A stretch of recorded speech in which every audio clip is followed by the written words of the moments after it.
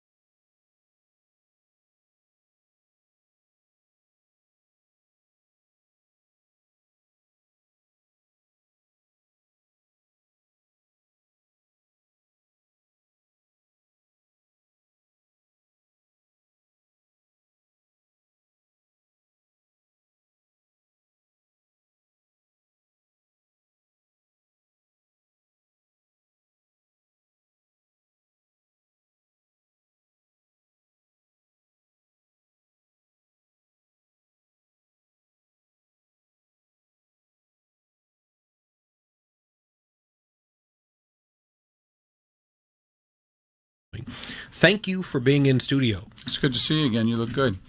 I'm trying. I'm getting getting my workouts in, trying to lose weight, trying to get back to eating healthy. You know, nothing piles on the pounds like a campaign trail. I mean, you're eating nastiness. Yeah.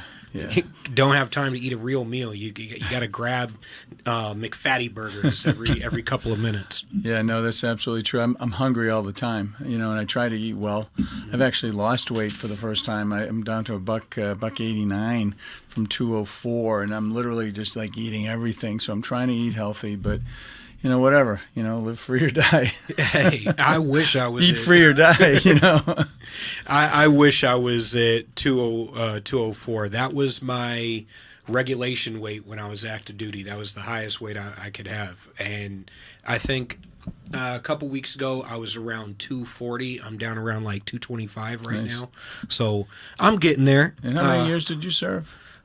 Just under 5. Nice. Yeah, I got medically retired at the end of my term after coming back from Iraq, and I didn't get out how I wanted to. I wish I had stayed in. I had that final opportunity with my Sergeant Major's brief where he was like, "Hey, I want to give you another opportunity. Go fight the Naval Hospital. Make them fix you, so they don't pass the buck to the VA and let you finish out your term." And I regret it every day that I didn't take him up on his offer, because that was like, I missed my uniform and I missed the brotherhood. Yeah, it's so true. I mean, I did all in with the IRR 39 years, and I run into people all the time. Dude, you were my XO. I was with you when you joined as a PFC back in 1979. I'm like, wow. And yeah, there's a lot of good people. I have very, very fond memories of all the service. My sergeant just picked up master guns. I was like, God, this bastard, that was my dream. I wanted to be a master guns. And I'm watching some of the guys that came in behind me pick up gunnery sergeant, master sergeant. I'm like, damn. It's all good, man. Listen, anyone who's served a day is more than most people will ever do. 99 point pick a number %, and it's very important, especially now with Pete in there and the wokeism gone. It's a whole new feel in the military. I have friends that are joining. They want to join the Marines, the Army, Coast Guard, you name it. They want to join. That's the thing that under the Biden administration, I thought that was the biggest shame, was you destroyed the morale of the U.S. service member to the point where you heard nothing but horror stories from people getting out, and it's like, the number one, I don't care what recruiters say, the number one recruiters are the people who serve before you, telling you, yeah, man, these were my experiences, good, bad, ugly. I wouldn't take it back, and I would go back and do it 10 times out of 10. Yeah. And when that's no longer the case, now, and then on top of it, you had this lack of appreciation for service members that took place over the past 5-6 years. It got to a point where it was sad watching what they were doing to our servicemen, focusing on DEI and transgender, all sorts of crap, and having people online act as drag queens, TikTokers, to get people to join. I'm like, since when is this something that we do in the military? We hate being a part of social projects. Yeah. Can you imagine being Putin and watching this and going, oh my gosh, okay, we begin bombing in 5 minutes because the whole, it's about the mission. It's always been the mission first, and they lost track. And hey, as a result, you had President Trump come in and win the popular vote in the Electoral College, and here we are. Recruitment's up all over the place, and there's a whole new feeling about who we are as a force. The reason I think Trump was able to do it, and you can tell me your thoughts on it, is Trump, unlike most Republican presidential candidates throughout my lifetime, had a growth mindset, and he's really the first presidential candidate that I've seen that has a growth mindset. He doesn't care what color you are, where you live, what your background is. If you got a problem, he thinks he can solve it, and therefore you're a voter that he can capture, so I'm going to go talk to you. And he doesn't argue with people about how they describe the problem. I often say we're all describing the color of the boot on our neck from our perspective, whether it's a red boot or a blue boot, a black boot, a white boot, it doesn't frickin' matter. You're describing a government boot on your neck. And his whole thing is, I just think I can remove the boot from your neck. I don't want to argue with you. I just want to help you breathe. And I think that's what really changed the game, because he went after everybody. Yeah, listen, he's a problem solver. He likes to solve problems. I think that's one of his attributes. I also think his unpredictability in terms of keeping our foes and our allies off balance a little bit, kind of going at him pretty hard and then say, okay, let's make a deal. Mm-hmm. I believe that's an asset for and a lot of the things he's doing, whether it's dealing in trade, whether it's dealing with, Xi or Putin or Kim Jong-un. Those types of things matter. But it's really been the consistency of putting America first, whether it's in trade, whether it's in our military, whether it's in AI, whether it's in crypto. He's thinking outside the box and actually moving forward with these things. And what do we see in New Hampshire? I mean, we have a delegation that's been no on everything. Yeah. Can you tell me, and Andy, can you tell me one thing that they have done to say, I can work with you on that. I can help save $1 on that. Well, just $1. Have they done anything? And the answer is no. Medicaid. No. Oh, they voted against the big beautiful bill because of Medicaid. Yeah. Okay. I want everyone to have Medicaid, but like Bill Clinton, can we have a work requirement? Yeah. Can we make it solvent? Because if we keep going like it is, it's going to be insolvent. So the answer is no. Is that the answer? No, that's not the answer. You have to find solutions, and they're not doing any solutions. One of the reasons I'm running, because I'm tired of the negativity and the no. Just leave it as, and let's blame everybody else. Yeah. Well, I'm done. It's not popular in D.C. to solve problems, because then you can't run on the problems. And you see this with the left all the time. They'll name a problem, and I would even say the old school neocon Republicans do this a lot. Identify the problem, propose a Band-Aid fix. The problem stays because the Band-Aid is only a Band-Aid. You didn't solve the root of the problem. And then next cycle, you get to run on the same problem again because, yeah, you got a little bit of breather, but it wasn't enough. So now you still have to come out to vote for me. Where the vast majority of people in the country, if they were given the opportunity, somebody actually solved their problems, they'd be like, I'll vote for that guy again. 9 times out of 10, I'll vote for that guy again because he solved my problems. I don't need him to prolong it to get reelected. Yeah, well, let's take a perfect example. The big bully in Iran, in the Middle East, Iran. Yeah.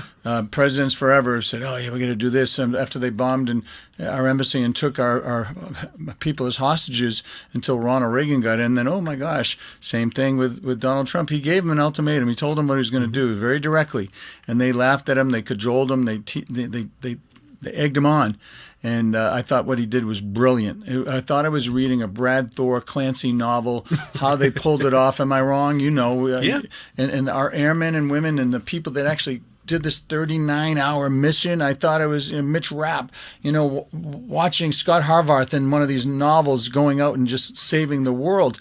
And do you think that Chris Pappas, our delegation, would say, you know what, good job for them? No. No, zero. And by the way, President Trump apparently needs to go to Congress to get authorization. But did Obama go and get authorization when he went after bin Laden and dropped 26,000 bombs on 3 different countries? Hell no, he didn't. Did JFK go in the Bay of Pigs? No. No. Did Jefferson in 1818, the Barbary Pirates, when they were screwing up our fishing lanes, did they go and get? No. No. But under President Trump apparently needs to do it. We'd still be waiting, and Iran would have a nuclear weapon. Let's cut it out, okay? Yeah, I mean that's the problem with DC is everyone becomes a constitutional scholar when the other side is in power, right? It's like no one believes in transparency or accountability, efficiency or efficacy until the other guy's in power. Then it's we got to secure our checks and balances. We can't allow this guy to run roughshod over the Constitution. And there was a guy who described, I think it was Nick Freitas, had a guest on his podcast, and he had described, or she had described it as the Democrats read the Constitution the way an atheist reads the Bible.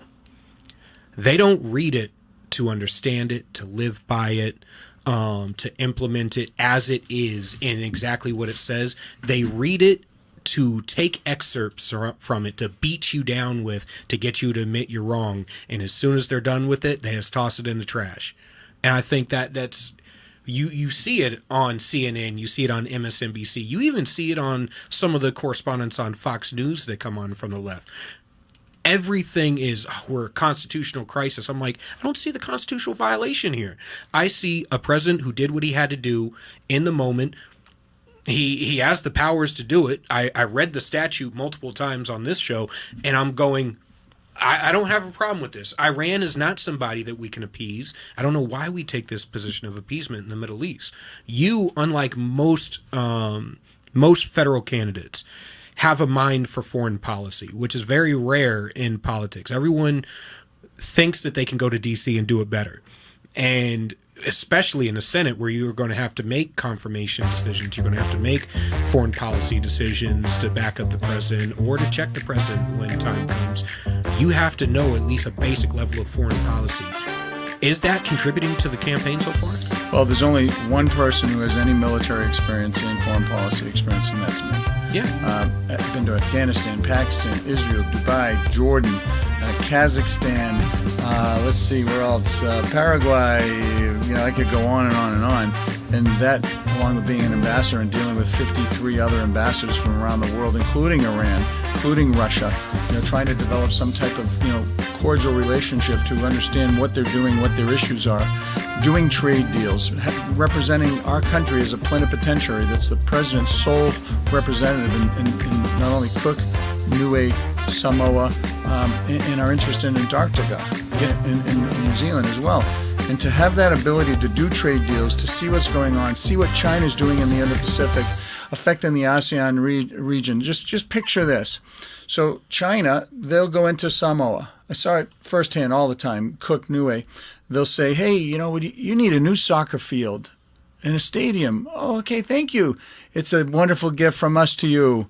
They build it. They don't use any local labor. They bring in their own food, their own people. They don't even do it pursuant to architectural standards. They slap it together. It looks great. Paint it up. Take a picture, and then they leave. And 4 years later, it falls apart. Yep. And then they say, oh, by the way, they complain. It fell apart. Hey, by the way, do you have the money? And they're going, what money? Well, it wasn't, you said it was a gift. No, we want our money. Oh, we don't have any money. Well, that deep sea port there that we built, the United States built in World War II, we want it. And let me ask you and your viewers and listeners a question. Do you know where Niue is? Niue. Just say no. No. Okay, just say no. I'm trying to think, and I can't. Yeah, it's in that region, but it's a country of 1,900 people. 1,900. The police chief by day is a taxi driver by night. Okay, lovely, beautiful, beautiful country. Okay, they actually have an ice shelf where whales come out 50 feet, and you can see them nursing their calves. It's only the one place in the world you can do that. what do they have that China wants? And it begins with U, and it ends with N, and it starts with VOTE, a UN vote. Yeah. They have a UN vote in 1900. So they go in there and they over-leverage these nations, and they get a UN vote, which basically is used in all the subcategories in the UN, all these other departments around the world to basically screw us. Yeah. And my job was to push back against them every single day, and I did it really, really well, to the point where all the other ambassadors were taught by me how to do it. You know, pushing back TV, radio, internet, op-eds. And because I was with Fox for quite a few years, I actually co-hosted the #1 TV show in New Zealand for 4 hours, like once a month. And I kicked the shit out of China every single day. And then the ambassador would get on. They say, you know, Ambassador Brown said blah, blah. And she would say, it's the position of the Chinese government, blah, blah. Well, but Ambassador, it's the position of the Chinese. And it was great. It was the best PR I could ever get. So what you're talking about is unrestricted warfare. The China is engaged in. Oh, we're getting the music. It's time for the break. We'll pick up right after this. We'll see in about say a minute and a half. See in a few.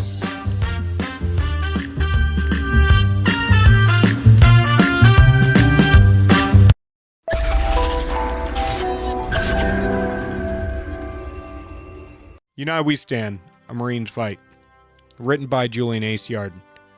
I wrote this book to decipher through the tumultuous political dialogue and political gangbanging we see on both sides of the aisle between politicians, activists, influencers, and pundits, and get down to brass tacks solutions in order to save our republic. Again, United We Stand, A Marine's Fight, written by Julian Aciard. You can purchase the book on Amazon, Kindle, and Barnes & Noble.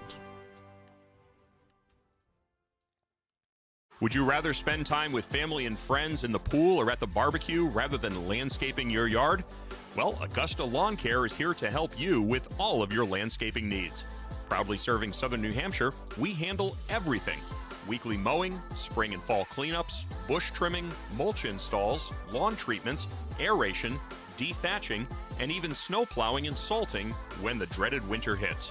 Call Augusta Lawn Care today and let your yard be the best looking yard on the block. Call 603-331-4768. Augusta Lawn Care, locally owned, professionally done. Call 603-331-4678 or visit us online at AugustaLawnCareServices.com/Londonderry. That's AugustaLawnCareServices.com/Londonderry.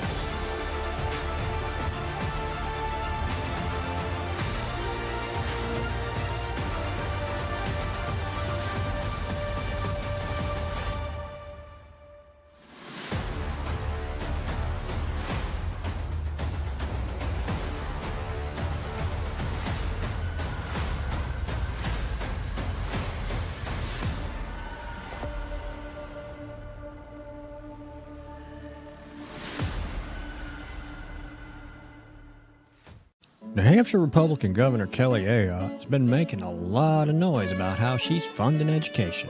The Republican budget she just signed provides more money for education than ever before. She even bragged the other day that New Hampshire is top 10 in the country when it comes to funding our children's education, as if giving money to school systems has anything to do with learning.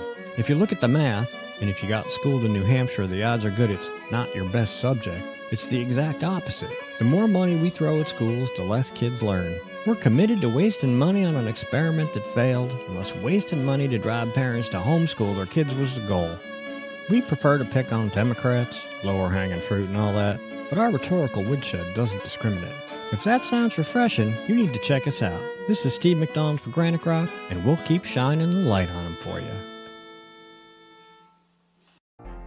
This could be the moment we've been waiting for, the chance to feel alive. Sometimes we forget we live in one of the most beautiful states in the country. This summer, vacation right here and discover your new. This is where it all begins.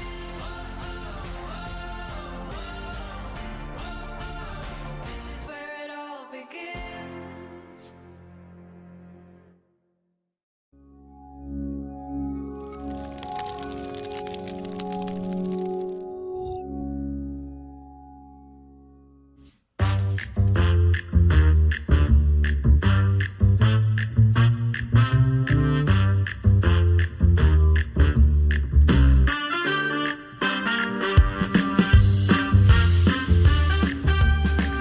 Welcome back to Blue Collar Intellectual Podcast. Make sure you go and tune in to Ram TV Live to get all the past episodes.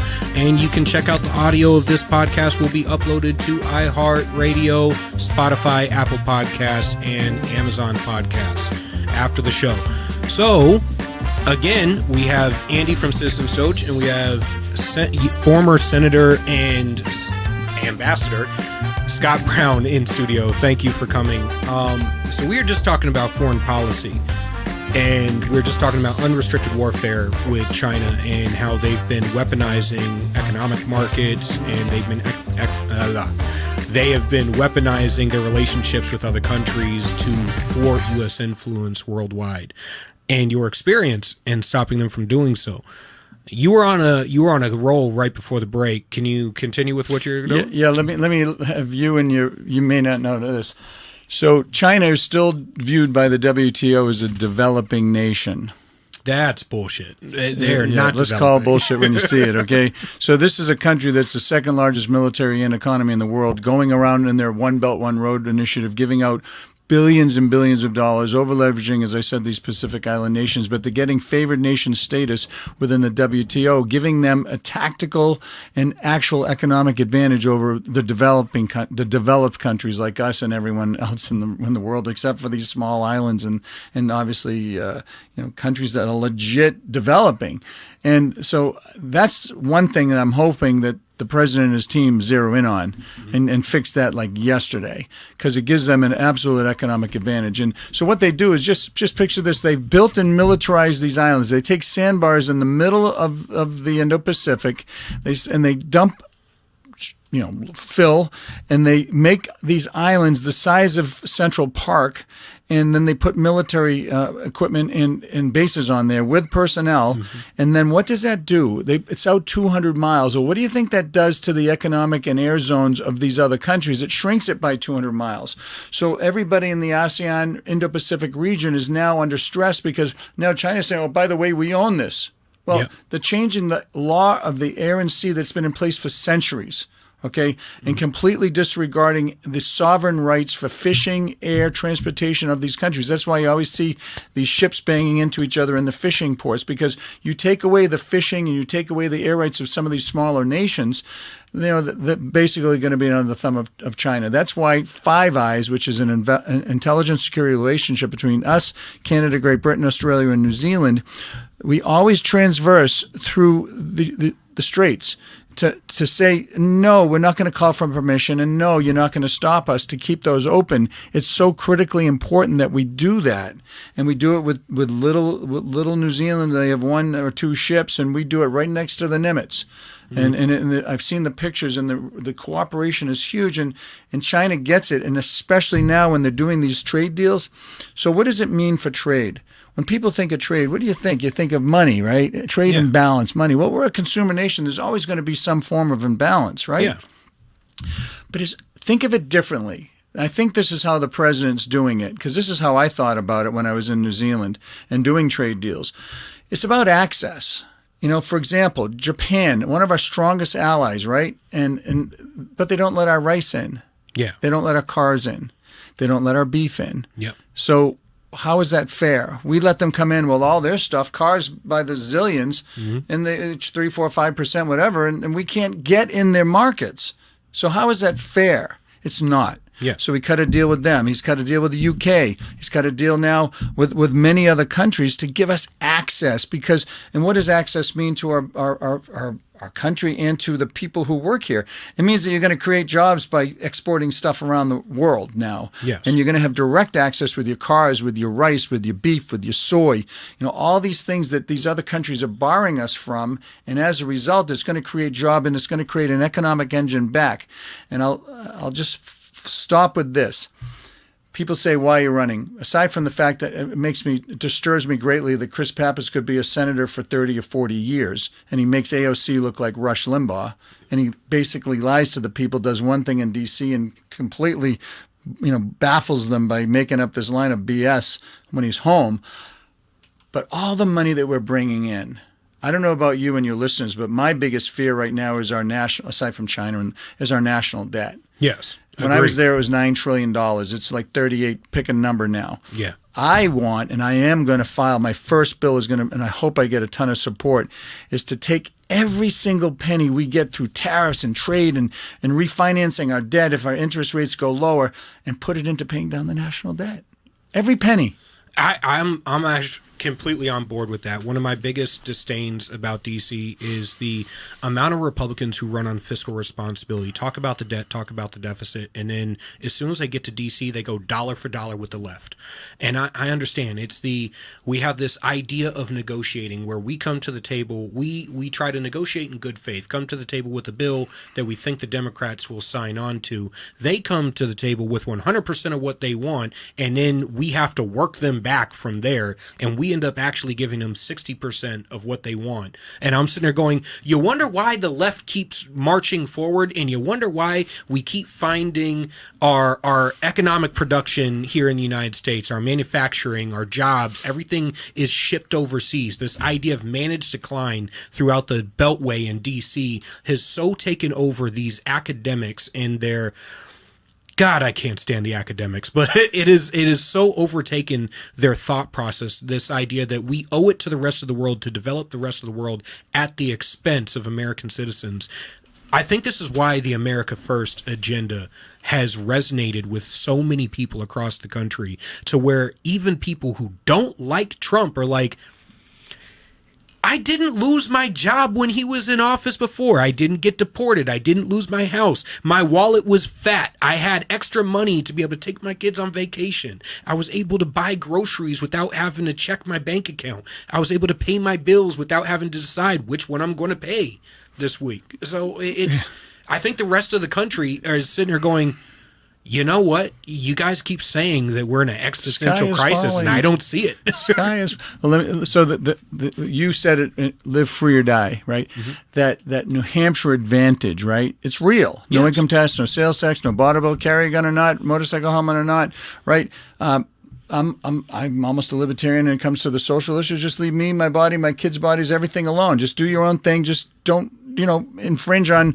my granddaughters and women and girls' rights when it comes to sports. Okay, don't go in their locker rooms either. Just stop. Call a spade. Just you do your thing over there. But here's what the delegation has been doing forever. They've been putting roadblocks in that New Hampshire advantage: higher taxes, more regulations, open borders, sanctuary cities, not supporting the President Trump on anything. Wanted to get rid of our tax extenders. It would have been a $4 trillion tax hike. Not providing safety for our young women to do their thing and achieve their dreams. Those are roadblocks to our New Hampshire advantage, and it's got to stop. And can't we just have one Republican who actually will have access to the president, and all the cabinet members and all the senators will, hopefully will be in the majority, because they're not going to deliver squat to New Hampshire for 2 years. If that matters to you, to be able to pick up the phone and say, hey, I need to get to the president, I need to get to Secretary Kennedy. I have a problem with some health issues. Secretary of Agriculture, I'm losing my SNAP benefits. Can you help me? Mm-hmm. Who are you going to call? Chris Pappas? Give me a break. We're supposed to have broadband in New Hampshire. I don't see it. We're supposed to have all this development. We're supposed to have a VA hospital years ago. Don't see it.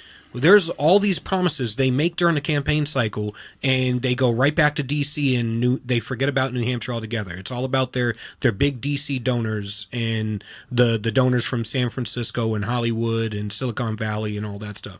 And the average Granite Stater takes it in the pocketbook every single time. You look at Chris Pappas on Transportation Committee. Hampton Beach. You've been there. I've been there. Yeah. They need some serious reconstruction transportation issues there. Mm-hmm. I'll get it done first term. Get it done second term, get it done third term. They just found out it was all declined. The transportation, they didn't get it. Yeah. So here we go. And also the big, beautiful bill, there was $500 billion in there for naval upgrades, base upgrades.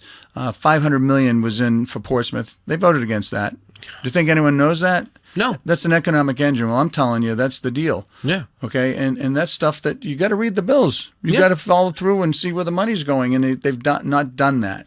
It's just no. I think that's the big problem is it's really hard to get voters in between election cycles engaged enough that they understand what's at stake. I mean, we all pay attention during the election cycle, at least to one degree or another, but when it's really, really in the thick of it. But in between that time, when all the candidates are announcing and everyone's out hitting all the events and all the ads are hitting TV, everyone just tunes out.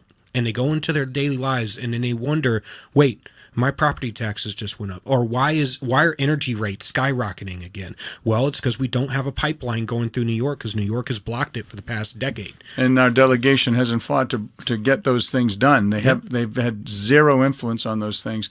And it's outrageous that the local boards, the Public Service Utility Board approved a 19% increase. Why don't you have full transparency and have them open their books and show us what they need the money for? How about that for starters? Yeah. I didn't see any of that stuff. Like, show me exactly why you need 19%. Because a lot of our elderly, between the increase in credible taxes. I remember going to Hampton and because I had to appeal some tax bills that I had, and there were seniors crying, how am I going to pay this? How am I going to do this? And they don't care. No. They don't care. They'd rather have them, just, sell it, go a reverse mortgage, whatever. This is people who have been in their towns and their houses for 70 years. Yeah. So I think we can do better. And I'll give you an example. Mamdani, right? Elizabeth Warren, AOC, Bernie Sanders, they all support him. Chris Pappas was asked directly by Adam Sexton, would you support him? Do you support him? He didn't. Oh, well, it really doesn't affect. Of course it affects New Hampshire. Why? Because we have the first in the nation primary. Yep. And if this joker wins, okay, he's going to be the type of person they're going to export around the country to say, this guy won in New York. He's the guy. Let's do everything like him. Yep. They're going to come to New Hampshire and they're going to try to get on our ballots and they're going to try to boondoggle the New Hampshire people. And he can't just answer the damn question. I'll tell you, no, I don't support anything he's done. Defunding the police like Chris Pappas doesn't support qualified immunity. You know that. Yeah. No, I don't support taxing rich white neighborhoods. No, I don't support getting rid of prisons and defunding the police and giving free stuff to everybody because they don't want to work. I'm sorry. Yeah. I don't. I think they play this game, and Mamdani has been... I will give credit where it's due. The way he ran his social media campaign is a textbook that every Republican should read on how to run a modern campaign on low funds and how to reach people exactly where they are and get them engaged. But what he does do, and the dishonest part about it, is he uses legitimate grievances and then filters in communism right behind it. So and if you read any of the solutions that he's proposed, they double down and triple down on the problem. Government is never the solution to the problem. It is always the problem itself. Bringing more government in. And even when he was talking about the grocery stores, he was like, oh, yeah, we're going to fine the current grocery stores, the private ones, to pay for the public ones. So wait a minute. You're weaponizing government to create a competition against the private market, and then you're going to use the government to beat the private market into submission, so all you have is the government. That's how the government operates. That's how communism operates. Yeah, and that's the mom and pop grocery stores that have been around paying the bills for generations. Generations. Oh, yeah. You're going to rip the rug right out from under the American people. People are going to leave. They're not going to take it. And, God forbid, listen, they deserve it. If he wins, great. Then you got AOC and Elizabeth and Chris Pappas to blame. Hey, I friggin' when the RNC vice chair was up here, I told her, I was like, look, you just saw the vote in New York. The demographic that voted against him was black men. You need to go after those voters the way Trump did, because they're against communism. They're against their jobs getting shipped out. They're against friggin' police not patrolling their neighborhoods. Nobody wants less safe neighborhoods. Nobody wants to actually defund the police. Yeah, if you're going to say you want transparency, accountability, efficiency, and efficacy, you want the ability to hold bad cops accountable so that good cops don't have to take the heat for them, fine.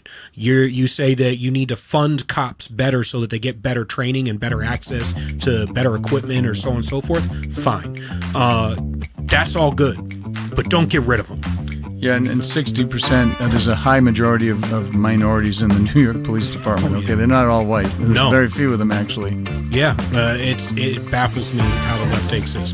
All right, so we're up for another break. We'll be back with you in about 90 seconds. Make sure you stay tuned because we're going to get into the race here in New Hampshire and what's coming up next.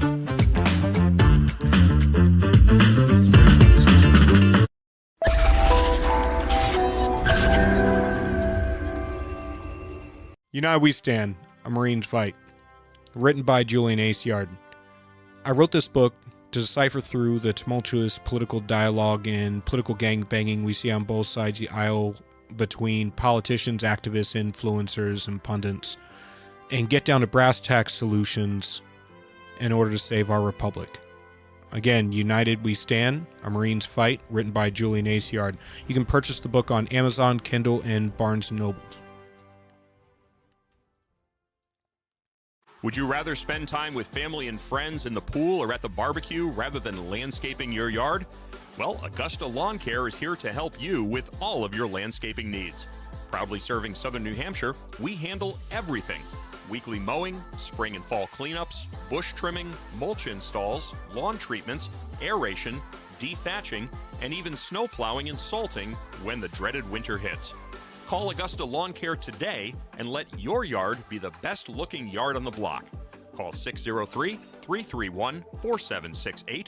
Augusta Lawn Care, locally owned, professionally done.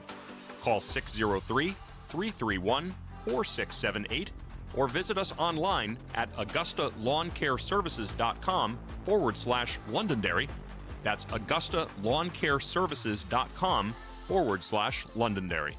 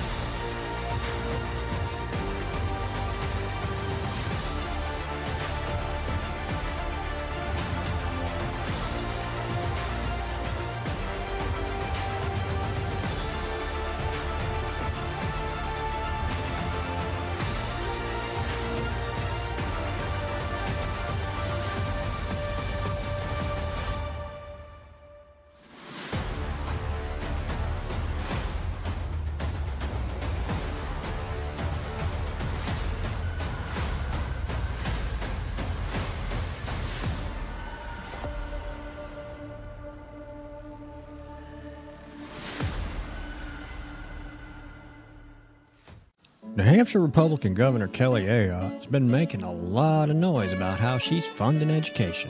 The Republican budget she just signed provides more money for education than ever before. She even bragged the other day that New Hampshire is top 10 in the country when it comes to funding our children's education, as if giving money to school systems has anything to do with learning. If you look at the math, and if you got schooled in New Hampshire, the odds are good it's not your best subject. It's the exact opposite. The more money we throw at schools, the less kids learn. We're committed to wasting money on an experiment that failed, unless wasting money to drive parents to homeschool their kids was the goal. We prefer to pick on Democrats, lower hanging fruit and all that, but our rhetorical woodshed doesn't discriminate. If that sounds refreshing, you need to check us out. This is Steve McDonald for Granite Rock, and we'll keep shining the light on them for you. This could be the moment we've been waiting for, the chance to feel alive. Sometimes we forget we live in one of the most beautiful states in the country. This summer, vacation right here and discover your new. This is where it all begins.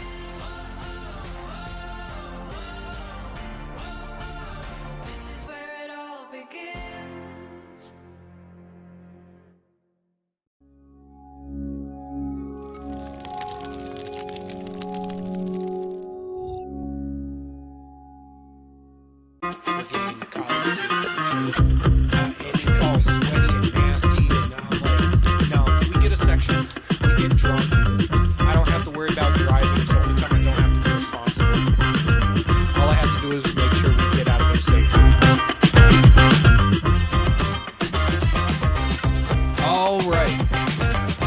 right, welcome back to Blue Collar Intellectual Podcast. Again, make sure you follow, like, subscribe, and if you don't like it, keep it to yourself.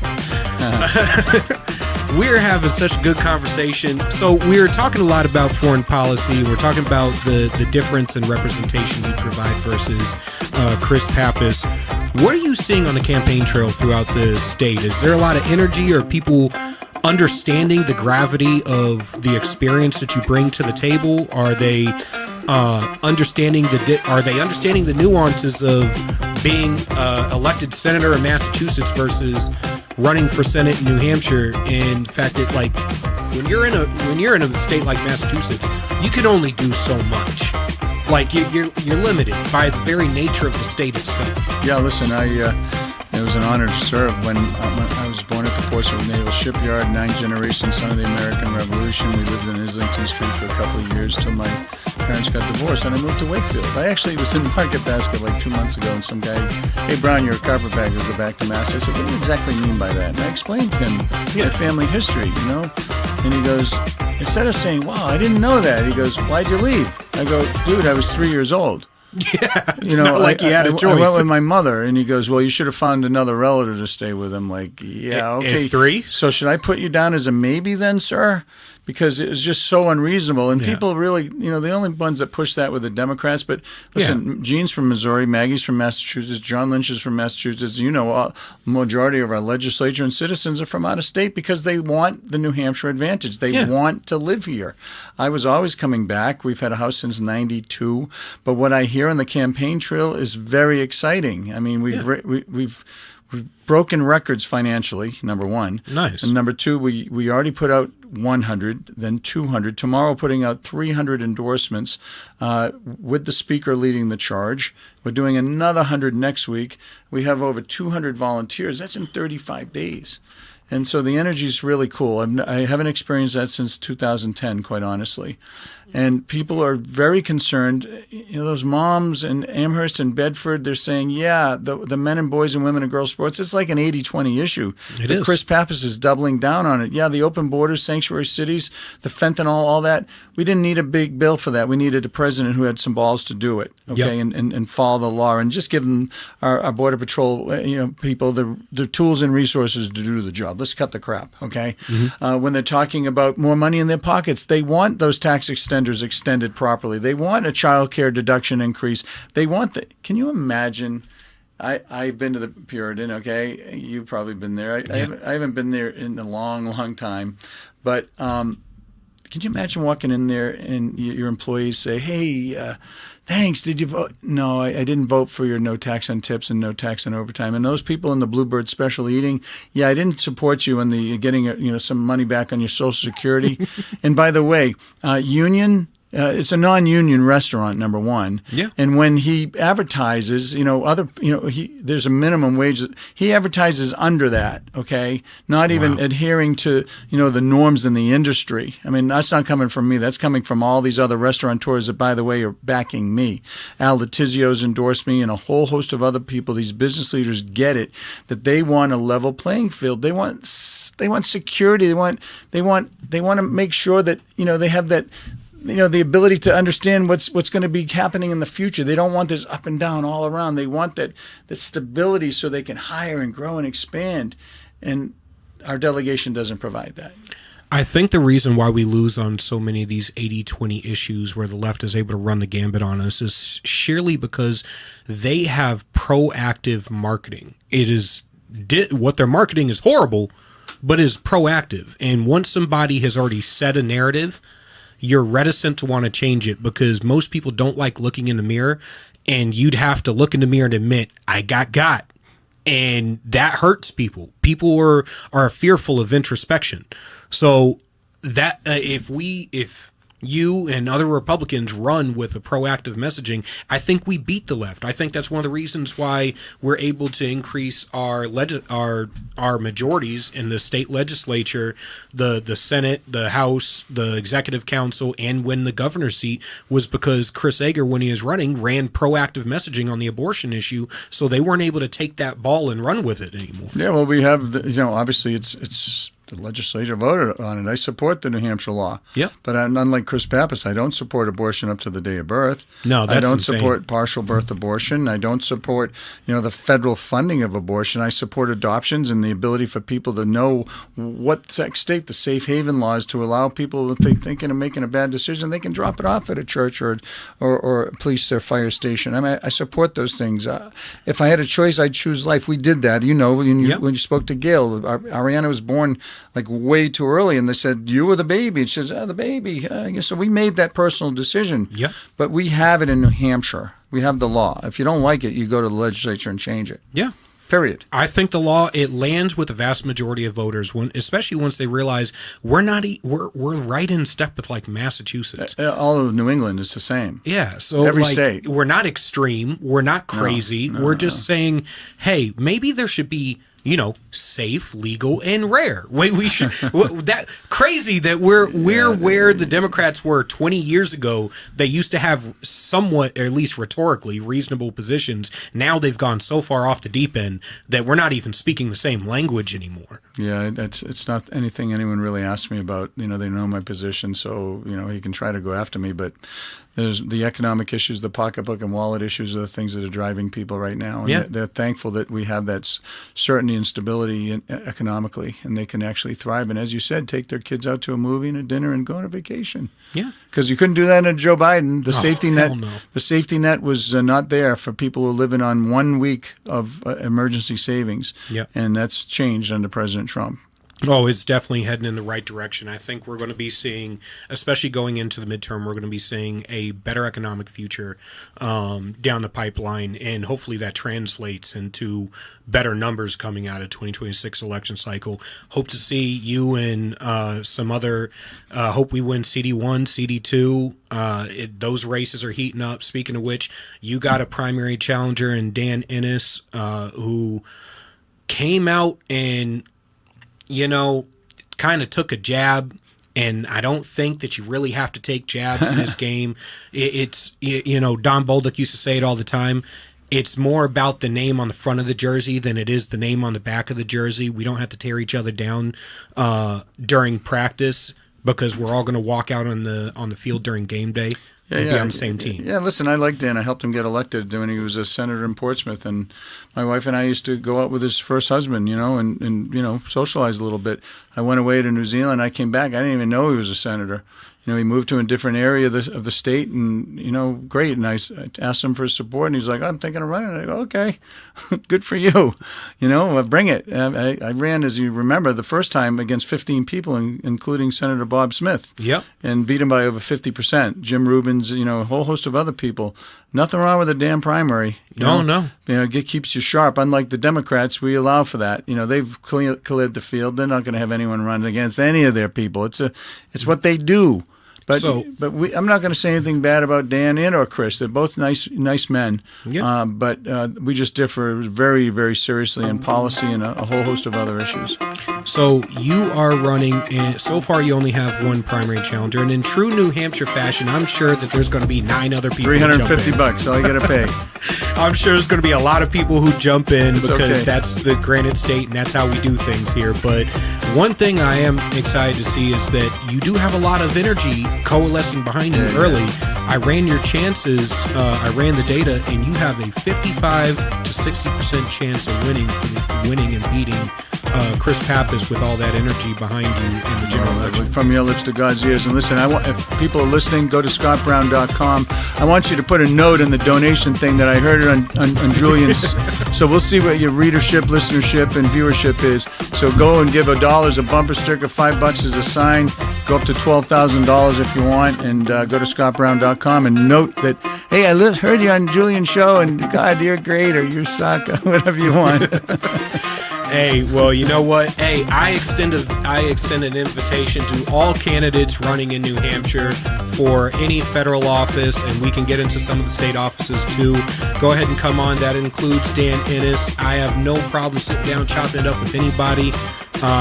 Thank you for coming in this week. It's been a great conversation. I look forward to having you on probably a couple more times before the end. Very, very informational. I think people deserve that. it's nice to get to see, candidates in a jovial one-on-one conversation as opposed to like campaign speeches. Well, we've had many of those, brother. Yes, okay, over some alcoholic beverages. So this is what you see is what you get. Okay. Exactly. That I can definitely attest to that. Scott is the same person here that he is when we're having beers and something a little stronger, maybe. Yeah, something a little stronger. So, question, on a more fun note, when's your band playing next? Yeah, we're playing actually this Friday down the Cape at the Music Room, then we're going up to Laconia. We have an event outdoors, and you can go to scottbrown-diplomats.com. I love playing, man. It's an outlet. Some people do things, they run, they bike, they golf.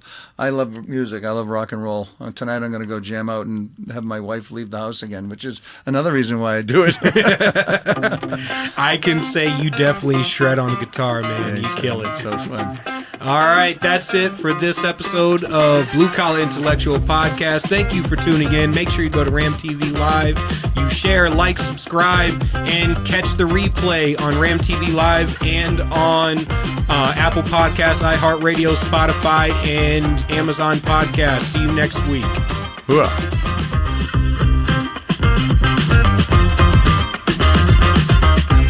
Now We Stand, Marine Fight. Written by Julian Aciard. I wrote this book to decipher through the tumultuous political dialogue and political gangbanging we see on both sides of the aisle between politicians, activists, influencers, and pundits, and get down to brass tacks solutions in order to save our republic. Again, United We Stand, a Marines Fight, written by Julian Aciard. You can purchase the book on Amazon, Kindle, and Barnes & Noble.